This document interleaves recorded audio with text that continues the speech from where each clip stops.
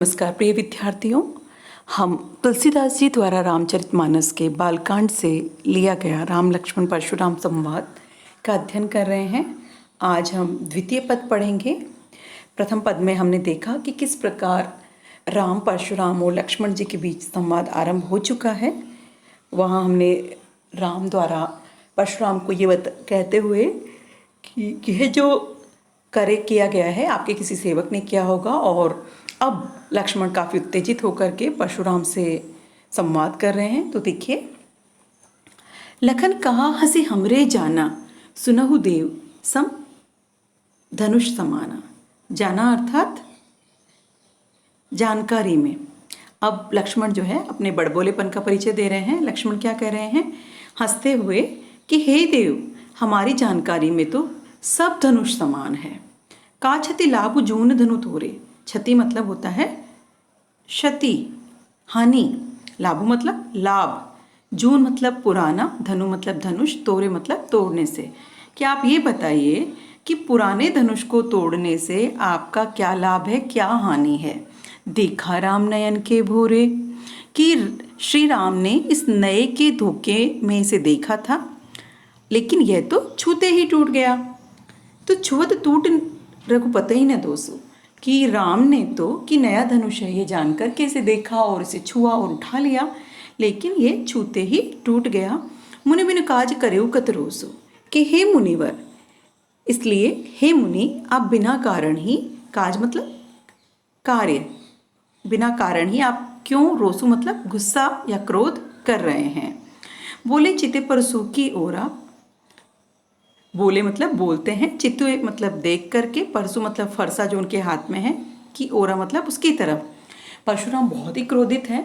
लक्ष्मण के इस तरह से कहे जाने से वे अपने फरसे की तरफ देखते हुए क्या बोल रहे हैं, देखिए, रे सट सुनहि स्वभाव न मोरा, कि हे मूर्ख, हे शट, तूने क्या मेरे स्वभाव के बारे में अभी तक नहीं सुना है।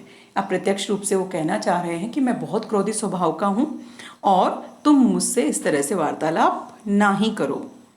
बालक बोली बधो नहीं तो ही, ये देखिए, बालक बोली बधो नहीं तो ही, बालक को मतलब बच्चा, बोली मतलब समझ करके या जान करके, बधो, बधो का मतलब है वध करना, मार देना, नहीं मतलब नहीं, तो ही मतलब तुझको, कि अब तक मैं सिर्फ बच्चा समझ करके तेरा वध नहीं कर रहा था, केवल जड़ मुनि जाने ही मोही, कि क्या तुमने मुझे निरा मुनि ही समझ रखा है।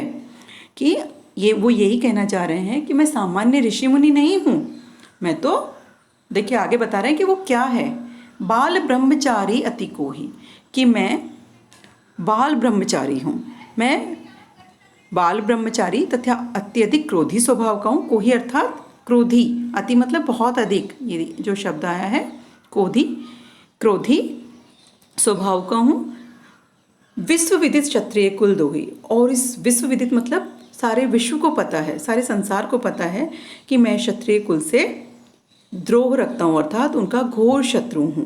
भुजबल भूमि भूप बिनु कीनी, देखिए भ भ भ की जो है 3 बार ध्वनि आई है, यहाँ अनुप्रास अलंकार है, कि मैंने अपनी भुजाओं के बल से अनेक बार इस पृथ्वी को जो है क्षत्रियों से विहीन किया है।